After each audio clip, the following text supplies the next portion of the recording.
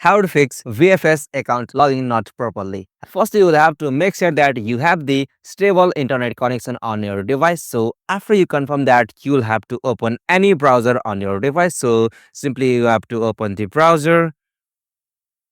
And now after this, you'll have to clear the browsing data of your browser. So simply for that, you'll have to go with the option three dot just at the top right corner of the screen. So simply tap on it.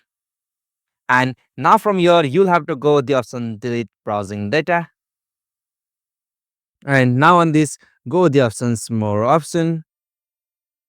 Okay, so from here, you will have to click on this delete data. So it will appear on the bottom right corner of the screen. So simply tap on it. Okay, so from here, delete.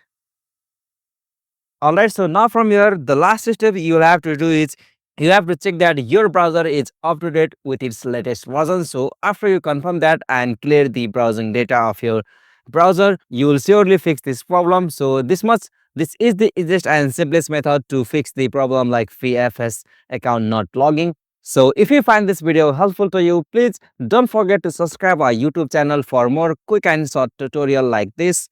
Thank you for watching this video. Have a nice day.